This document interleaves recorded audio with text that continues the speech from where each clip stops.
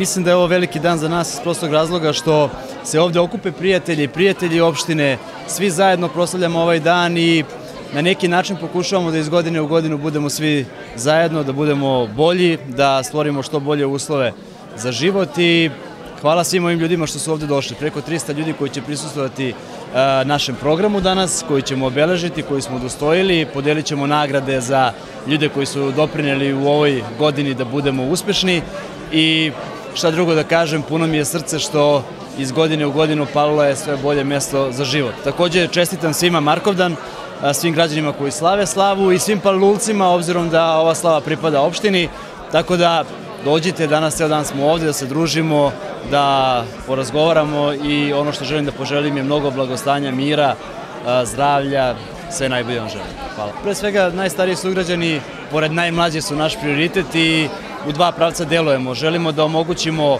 dostojanstvenu, da kažem, starost našim najstarijim sugrađanima, da sa njima provodimo vreme, da razgovaramo sa njima i da nam oni daju prave smernice kako da ono što su oni izgradili mi sačuvamo i da unapredimo u budućnosti i s tim u vezi spremamo zaista dosta akcija i za budućnost. Preko 2500 penzionera je obilazilo najlepše destinacije naše zemlje i zaista mi je puno srce zbog toga, a takođe za najmlađe sugrađane spremamo dosta toga. Kao što vidite, preko 2000 kolica ćemo podeliti u ovoj godini za bebe na teritoriji naše opštine. Takođe ne propuštamo ni novu godinu da podelimo preko 7000 paketića za našu decu. Za đake prvake planiramo i predvideli smo sredstva da obezbedimo rančeve, sveske, olovke i školski pribor za 1. septembar, za polazak u školu. To je naša obaveza i mi želimo da nastavimo tim putem. Novca za to mora biti i mi ćemo ga obezbediti, a naravno da smo spremni za sugestije.